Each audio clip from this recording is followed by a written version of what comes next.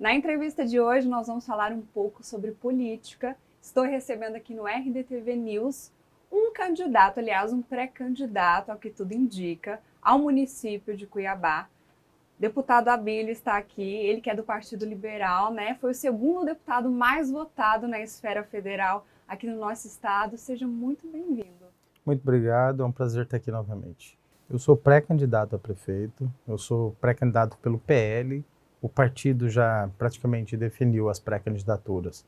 Entre as que estão no posicionamento, esperando as convenções partidárias em Cuiabá, sou eu, pré-candidato a prefeito de Cuiabá. Existe uma possibilidade do senhor abrir mão dessa pré-candidatura e apoiar um outro candidato, como por exemplo o Fábio Garcia, que tem tido o apoio do governador? Olha, apesar de haver muitas conversas de bastidores, principalmente eu ouço muito disso na imprensa, vários sites às vezes comentam sobre isso, não há essa possibilidade cogitada pelo partido hoje. O PL, ele não trata desse assunto, porque ele já está bem estável, principalmente dentro do próprio partido, as definições de pré-candidatura. Então, em Cuiabá tem o Abílio, lá em Rondonópolis tem o Cláudio, em Primavera tem o Ulisses. Então, em outros lugares, o partido já está mais ou menos que resolvido.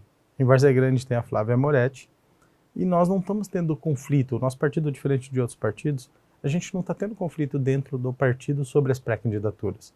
Então, não há muito o que se falar. Apesar que eu tenho muito respeito ao governador, tenho muito respeito ao Fábio, ouço muito sobre esses boatos, mas não é tratado, nem chegou a ser cogitado um assunto desse dentro do partido. A gente vê hoje Cuiabá com uma série de problemas, né? A cidade vem enfrentando. Tivemos intervenção na saúde, temos muito problema de segurança, questão de infraestrutura também, educação. Eu queria que o senhor me falasse qual seria o maior desafio se o senhor assumisse hoje a Prefeitura de Cuiabá.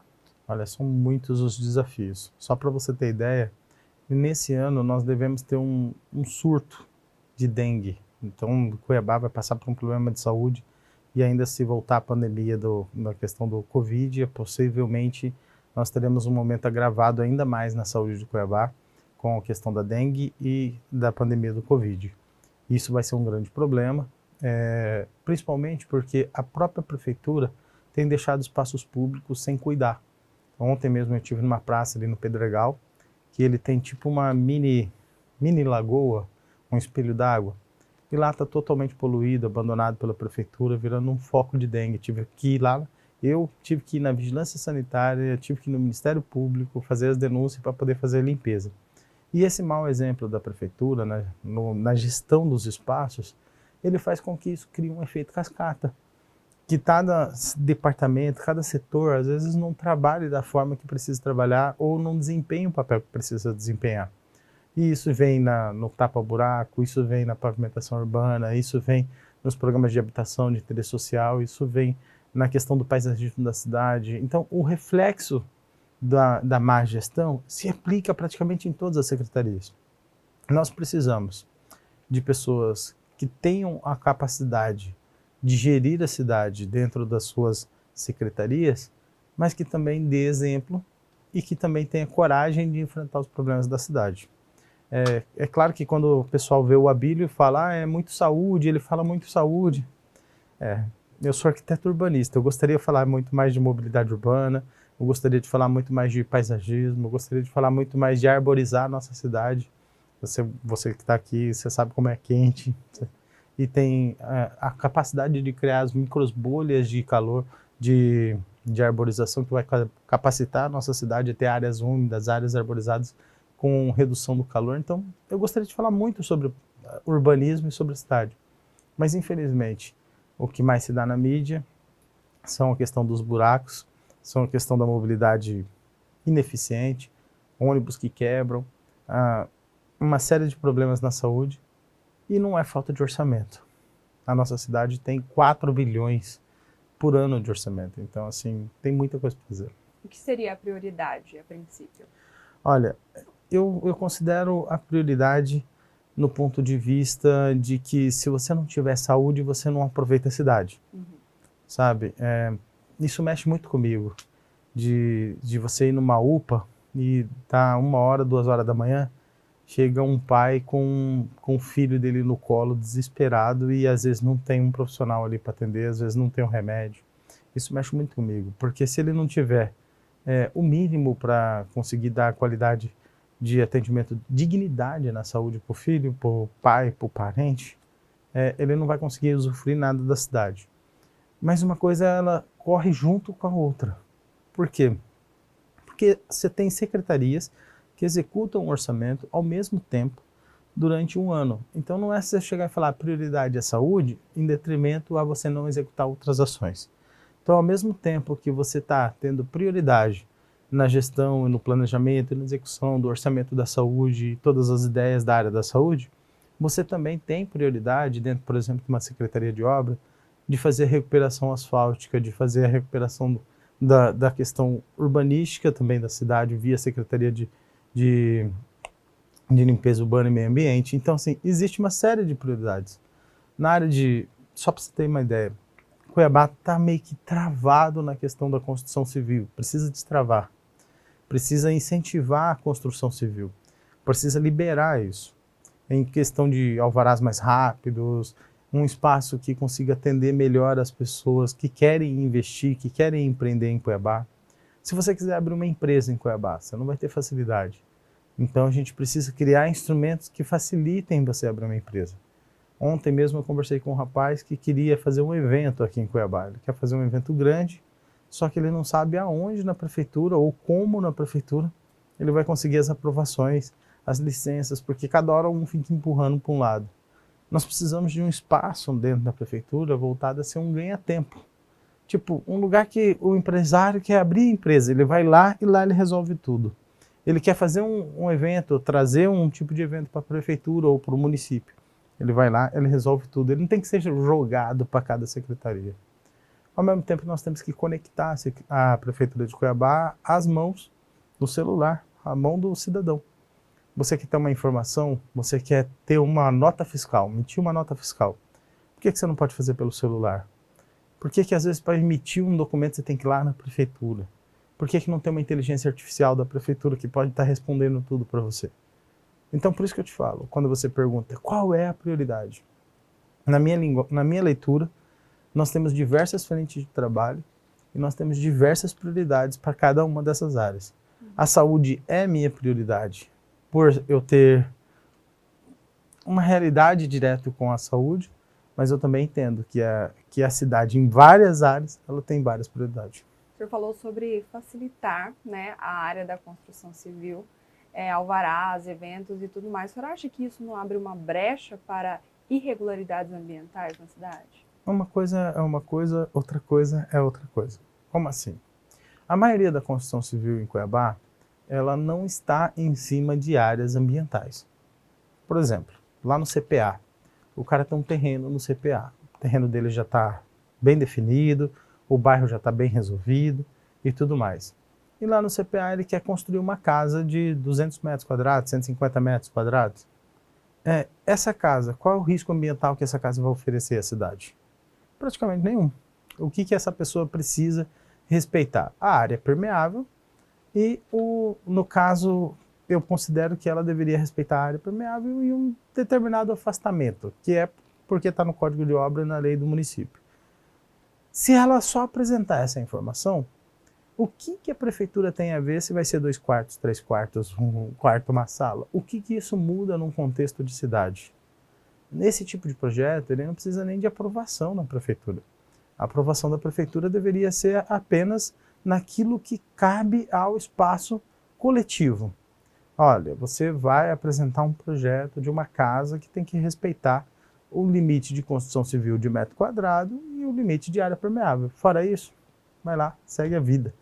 Então, assim, muitos negócios, o cara quer abrir uma lojinha, o cara quer abrir um pequeno negócio, e aí ele fica lá, sofrendo para aprovar esse projeto na prefeitura. Qual é a necessidade disso? Então, assim, qual é o impacto que isso causa numa cidade? Nós precisamos ter medidas eficientes para até otimizar o trabalho daqueles profissionais que trabalham na aprovação dos projetos, para dar atenção àqueles projetos que são mais complexos, que demandam de mais atenção, que vão impactar o trânsito, que vão impactar as questões ambientais, esses projetos eles precisam ser dados mais atenção. Os demais, a gente tem que libera a construção, deixa o povo trabalhar. Uma das questões que a gente estava falando aí sobre a questão da construção civil é que o lixo de uma construção civil é um lixo mais poluente, né? Que emite gases. Enfim, como a gente pode alinhar, não sei se o senhor já tem isso no planejamento, abrindo para a construção civil, como também equilibrar a questão do lixo de uma construção civil, para que não saia poluindo toda a cidade e prejudicando o meio ambiente, né? Então, são duas coisas também distintas, porque a legislação sobre resíduos sólidos de construção civil, ela já existe. Os cuidados que tem que dar sobre isso já existem também. Empresas em Cuiabá que dão tratamento ao resíduo sólido de construção civil, também ela já tem.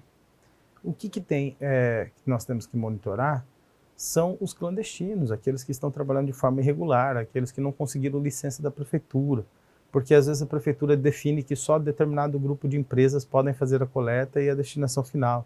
E como você fica fechando o mercado, não deixando todo mundo participar do mercado, acaba criando esse mercado clandestino. Então, assim, o que nós precisamos fazer nesse caso?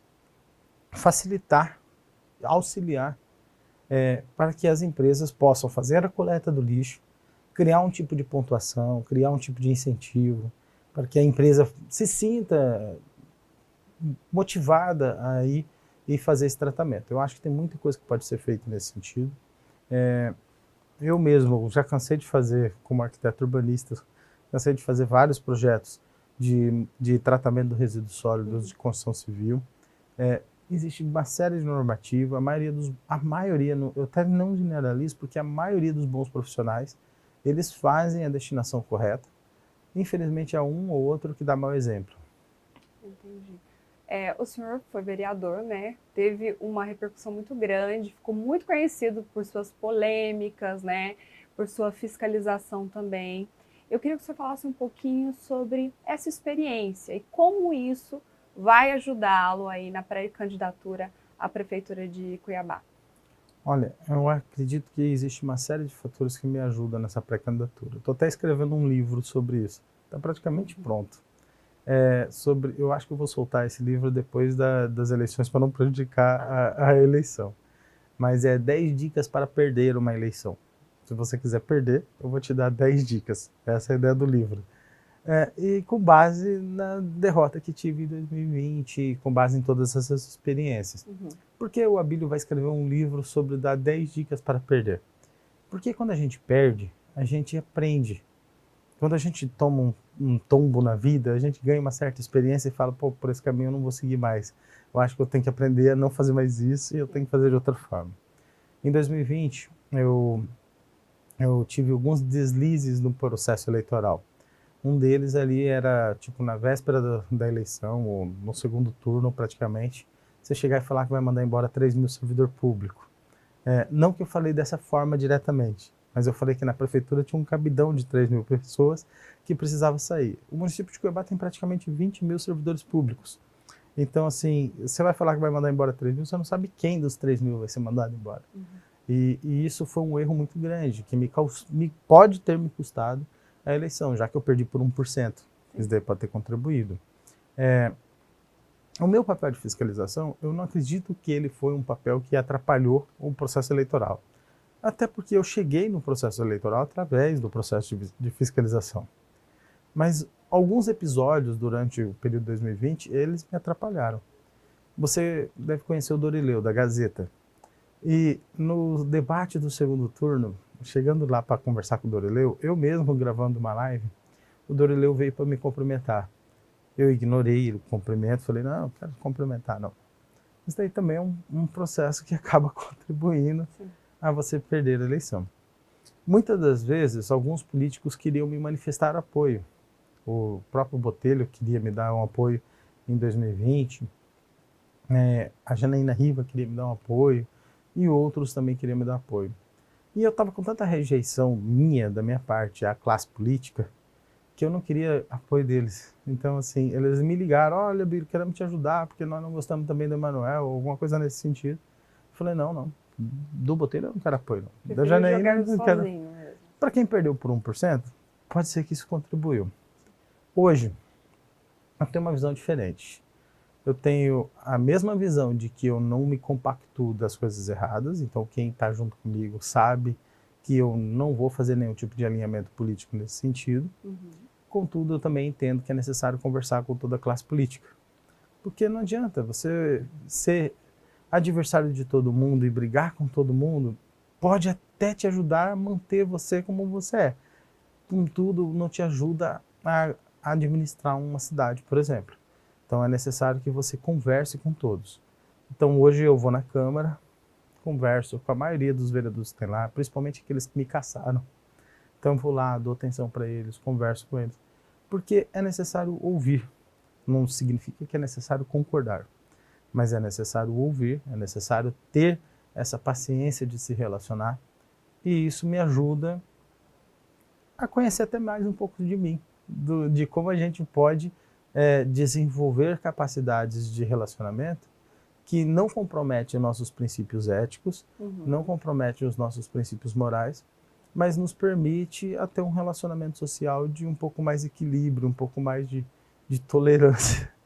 Às vezes, eu não sei se você passa por isso, às vezes você tem que dar atenção para quem até você não gosta. E você tem que fazer aquela cara de paisagem assim, falar, não, tudo bem, vamos lá. Espero que eu não seja o caso. Não lhe conheço, então não é o caso. Que bom. Mas eu digo assim no sentido de que é necessário a gente aprender com os nossos erros. Sim. É necessário que a gente revisite com uma certa frequência todos os erros que nós cometemos. E não significa que nós não vamos cometer novos erros. Significa que se você tiver a habilidade de sempre que você puder dar uma refletida um pouco no seu dia, ou no mês, ou no ano, e ver, cara, eu acho que eu não devia ter feito isso pegou muito mal. Eu faço isso com uma certa frequência. 2023 teve muitos acertos, mas também teve muitos erros. Eu olho aquilo ali e falo, cara, eu não posso fazer isso em 2024, porque isso aqui não me pegou bem. E é uma constância. Eu acho que provavelmente vai chegar 2025 e nós vamos fazer uma reflexão daquilo que foi legal em 2024 e daquilo que a gente poderia ter evitado. Então, essa constância permite que a gente possa crescer, não como político, isso daí é só um espaço, mas como pessoa. E eu acredito que a gente começando a crescer como pessoa, a gente consegue também contribuir para a população como político. Com certeza, até porque para ser um bom político você precisa ser uma boa pessoa, né? É o que a gente espera, né, dos políticos, Com né? certeza. A gente falando muito sobre o que você aprendeu aí e tudo mais, fazendo essa análise, você olhando alguns episódios que geraram muita polêmica, tiveram muita repercussão, principalmente no ano passado agora, né? Falas, enfim, uma série de coisas que a gente acompanhou aí na internet, na mídia. E eu queria que você me falasse, tem alguma coisa específica que você olha assim, isso aqui eu faria diferente? Tem. Olha, são muitas coisas específicas. São muitas. 2023 ele foi um ano muito bom num ponto de vista de posicionamento político, de reconhecimento político das minhas atividades. Porque, pensa bem, eu sou um de 513, é diferente da Câmara de Vereadores que eu era um de 25. Sim. Então ali você tem um espaço mais próximo da população.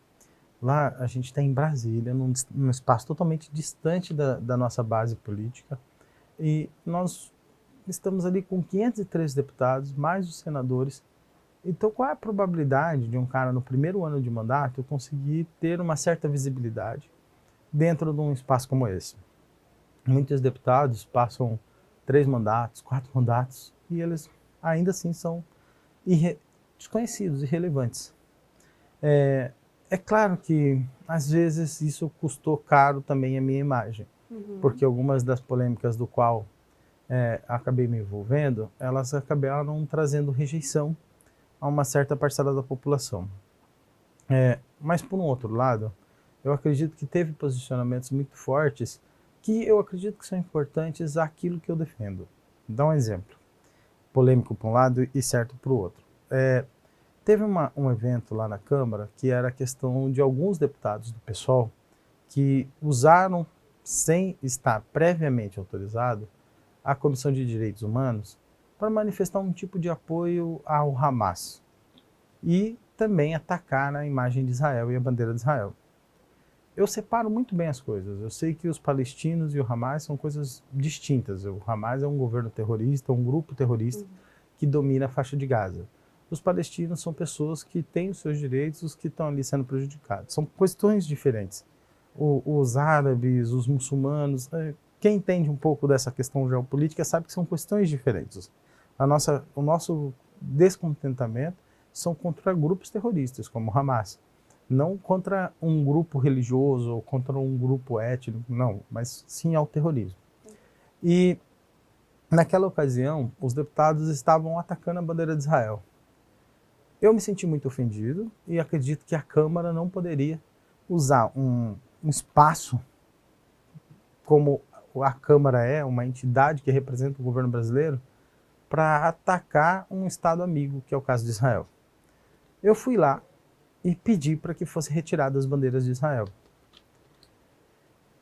Qualquer outro deputado, talvez isso não desse tanto problema, mas como era eu o pessoal tem uma certa rejeição a mim muito grande, isso gerou um certo conflito e eles foram lá tentar me tirar e partiram para um certo tipo de violência.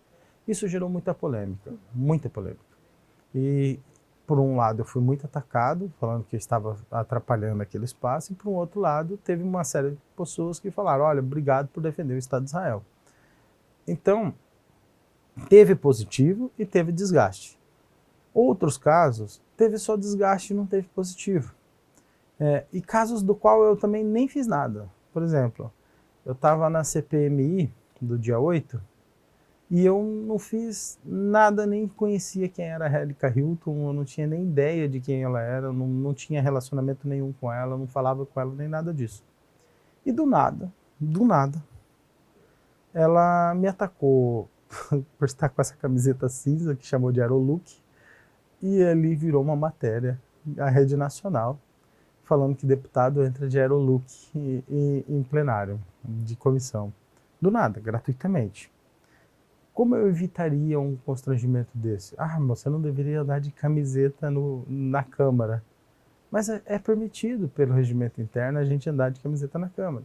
A gente só tem que andar de terno e gravata se caso for fazer fala na tribuna. E eu não tinha essa pretensão. Então, assim, tem coisas que é inevitável. Você não tem como prever que alguém vai chegar e vai te atacar. Ah, mas se você tivesse de terno, você poderia prever. Bom, se eu tivesse de terno, talvez o problema seria outro.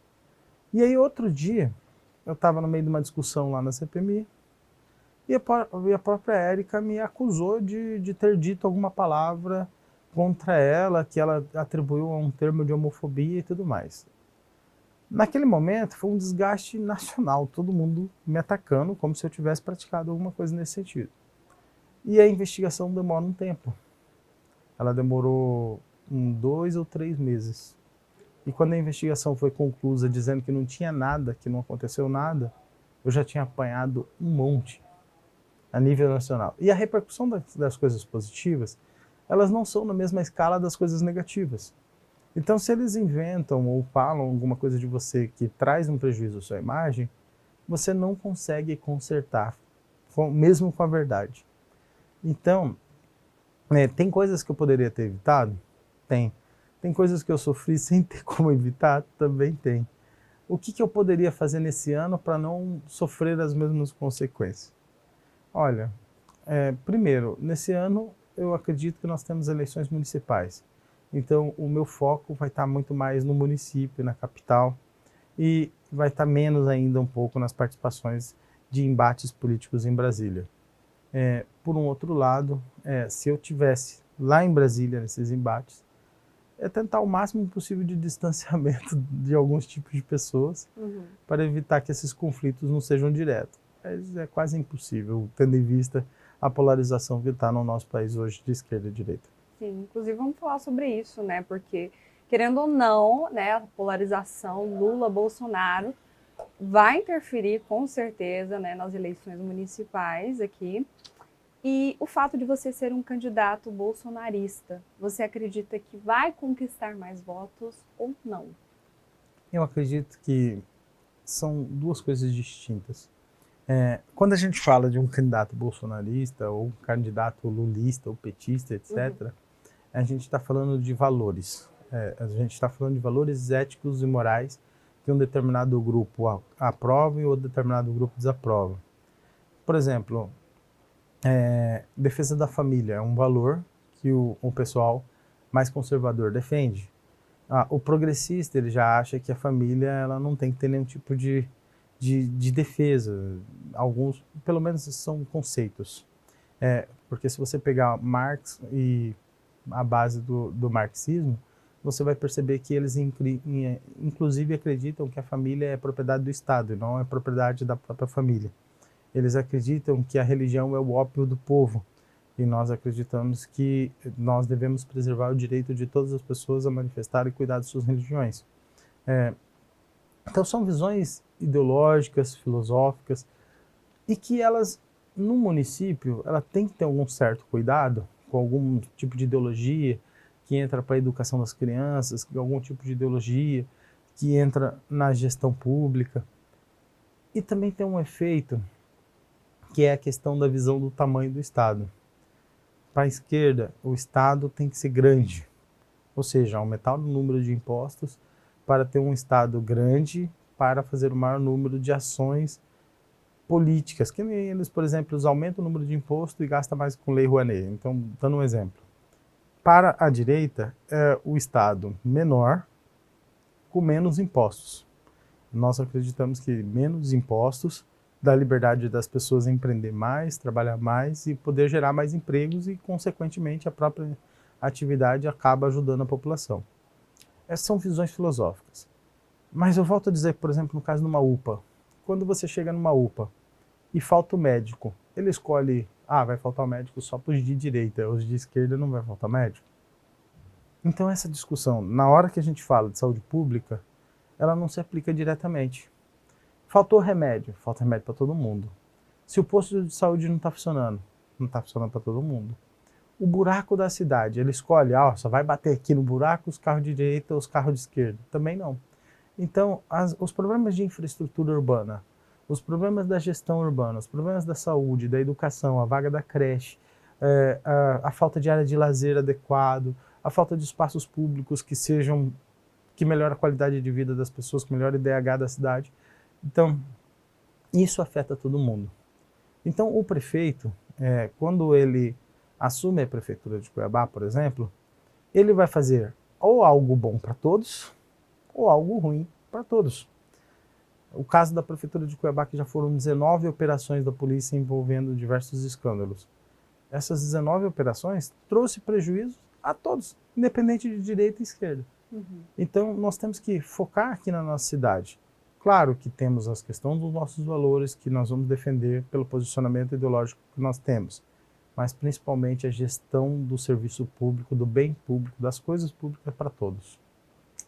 Entendi. A questão sobre você que já foi vereador, né? Tem muitos boatos aí surgindo sobre quem seria o candidato a vereador de Abílio, né? Se seria a sua esposa, Samantha, ou seu irmão Anderson, né? O Anderson não é pré-candidato. Não? Não. Você acredita que vai dar certo? Vai apoiar mesmo a sua esposa? Como que tá?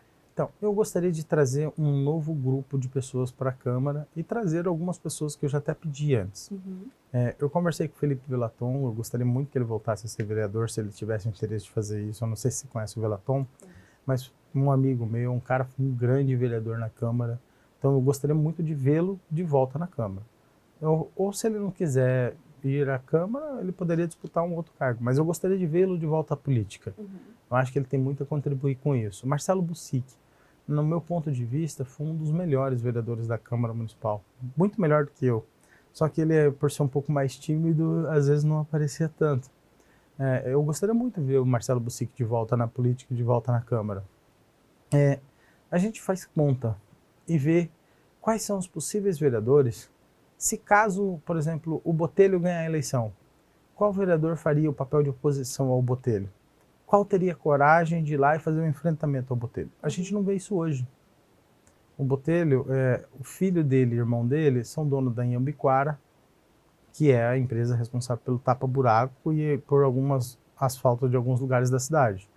A Iambiquara também está num consórcio responsável pela iluminação pública. E também tem uma empresa de transporte público, uma empresa de ônibus, que também é do irmão do Botelho e parece que do filho dele também. Eu não vejo nenhum vereador se posicionando contra o Botelho, ainda querer ser candidato a prefeito, por exemplo, sendo responsável por tantos contratos na prefeitura, mais de 100 milhões de contratos. Então eu fico pensando o seguinte, se esses vereadores ou forem reeleitos, ou novos vereadores forem eleitos, que não têm coragem de se posicionar contra o Botelho agora, numa pré-campanha, terão coragem de se posicionar contra ele depois de eleito? Eu passei por isso em 2020. A gente elegeu 5 vereadores. E aí chegou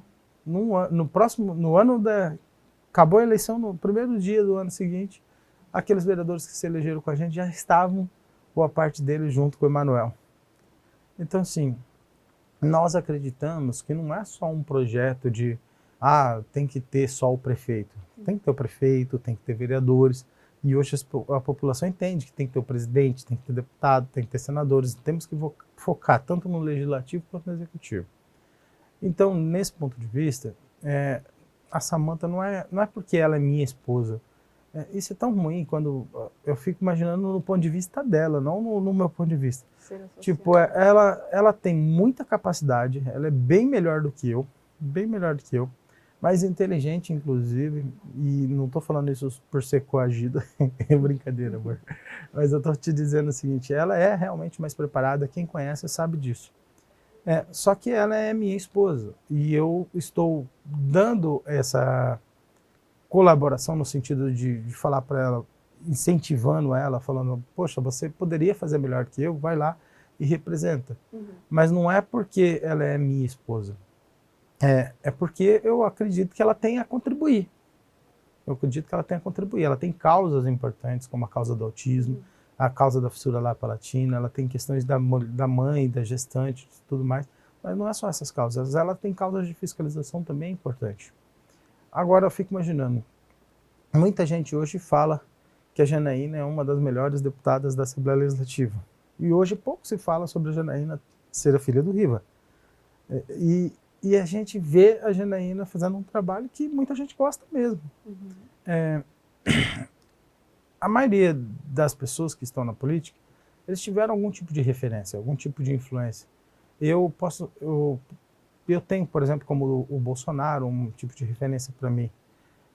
E tem outros políticos que têm outras referências, outros apoiadores.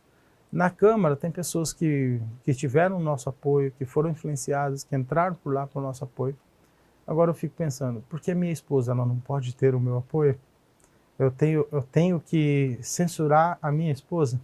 De falar, olha, você não pode alcançar projetos do qual você quer representar porque é minha esposa. E onde que está a luta pelas mulheres na política?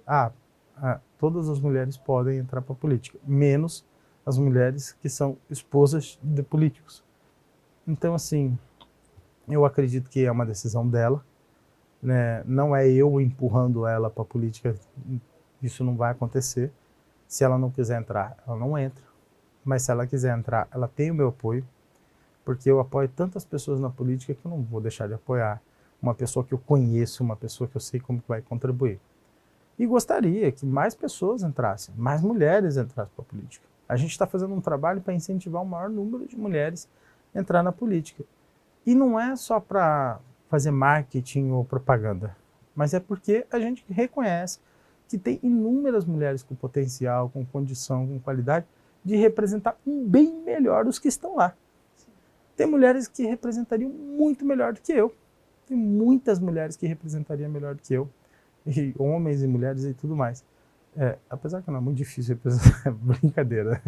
Mas o que eu digo é que por que a gente não pode incentivar, ao invés de criar um conflito que fala, olha, ela não pode porque ela é sua esposa. Eu acho que isso é bobagem. Eu acho que cabe a decisão dela. Se ela quiser, ela tem meu apoio. Se ela não quiser, a decisão é dela. Pra gente finalizar, porque a conversa passa tão rápido, né? A Passa. gente fala um pouquinho de cada coisa e quando a gente vê, o tempo já tá indo embora. Eu queria falar com você um pouquinho para a gente finalizar sobre a sua marca política, que a gente não pode deixar de falar, que é esse tom de deboche que você tem, né? Que é algo que ficou marcado. Quando a gente fala em Abílio, a gente já lembra dessa sua marca política. E o que a gente pode esperar para as próximas campanhas? O que a gente pode esperar do Abílio? Um Abílio mais tranquilo ou ainda, nesse mesmo sentido, mantendo essa posição mais de deboche, de sarcasmo? Você está bastante tempo trabalhando com jornalismo, né? Sim. Você já leu bastante sobre política, já comentou bastante sobre isso, já fez matérias diversas sobre esses assuntos. Tem algumas matérias que você vai escrever que você dá uma risada? Tem, não tem? Provavelmente dessa entrevista eu devo ter dito algumas bobagens também, é bem natural que eu faça isso. Então, algumas das minhas falas, alguém está lá escrevendo, faz o recorte e fala, não acredito que ele falou isso, e ri daquela situação, não é? A diferença é que eu faço isso na política, de tirar um pouco do humor, às vezes trazer com o humor um pouco de leveza ou um pouco de atenção para determinados assuntos, para que a gente possa provocar o eleitor, provocar o cidadão a se interessar pela pauta. Então, assim, tem matérias, por exemplo, que você escreve, que se você for escrever ela, basicamente o que está ali, ela não é atraente, ela não atrai o interesse do leitor e acaba você não comunicando. E como você trabalha com comunicação, você sabe muito bem o que é isso. A mensagem entre o comunicador, a mensagem e o receptor. Então, o que eu tento fazer com o sarcasmo, com a ironia? Duas coisas. Primeiro, mostrar para aquela pessoa que está fazendo aquilo do qual eu discordo que eu não estou muito me importando com a opinião dele ou que a opinião daquela pessoa ela não tem nada a agregar no nosso ponto de vista. Ou até mesmo ridicularizar uma situação. E o outro lado é trazer uma comunicação leve, divertida, para que o cidadão possa se inteirar. Então, por mais que alguém fale, essa é a sua marca, eu tenho que agradecer aos meus adversários, que ajudam a construir essa marca. Esses dias eu estava lá na Câmara e uma deputada falou que o Brasil vai ser a próxima Suíça. Então, e ela justifica que os nossos números vão melhorar. E já na sequência, um outro deputado reclama de um déficit previsto de 150 bilhões no orçamento. Aí eu faço o simples comentário. Se o Brasil for a próxima Suíça, vai ser só baseado no queijo suíço, cheio de buraco, com dificuldades no orçamento. E, infelizmente, não é que eu estou querendo fazer brincadeiras e tudo mais, mas é que a própria matéria ou a própria informação em si, ela começa a ser brincadeira. É difícil você não rir, por exemplo, das falas da Dilma, é difícil de você não rir, por exemplo, das falas do Lula, principalmente quando ele mente muito sobre números, sobre dados, como se ele fosse construir tantos milhões de casas no Brasil, que nem uma outra fala dele. Então eu sei que às vezes essas brincadeiras, essas falas minhas, com um pouco mais de sarcasmo, acaba dando aquela personalidade do humor, ou a característica do, que nem você fala, sua marca, mas ela é via circunstâncias, as circunstâncias acabam colocando isso. Você acredita que vai continuar? Não, eu tô tentando não continuar, mas assim, eu pelo menos diminuir, mas às vezes fica tão chato que eu não consigo segurar, não tem jeito. É mais forte que você. Acho que é mais forte que nós todos, porque é como se eu chegasse para você e falar, quando você percebe que um assunto está dando certo e o assunto está se interessando e as pessoas estão interessando, você não vai perguntar? Não é que é mais forte que você, é que é o seu faro, é o seu instinto, você tem isso na personalidade da sua profissão, que você sentiu ali que aquele assunto é interessante e você vai nele. Então, infelizmente, acaba sendo uma parte da minha personalidade que há uma certa rejeição. Tem gente que gostaria que eu fosse mais sério, que eu sorrisse menos, fosse mais triste. Eu até tentei ser um pouco mais triste cortando a Coca-Cola, mas não deu certo. Então eu voltei, comecei com a Coca Zero, agora já é Coca normal. Tentei o Zepic, não deu certo também, mas acho que eu vou tentar levar com humor e leveza mesmo. A vida é assim, né, deputado? Tem até uma música boa para isso, que é o conselho. Deixe de lado esse baixo astral, erga a cabeça, enfrente o mal. Conhece? É Então, um pagodinho? é um pagodinho. Então, muito bom. Eu acho que a gente também tem que levar a vida, por mais que as coisas sejam difíceis, por mais que as pessoas olhem para o Brasil e falem, pô, agora não tem mais jeito. Eu continuo acreditando que tem jeito. Por mais que as pessoas falam, poxa, Cuiabá não tem mais jeito.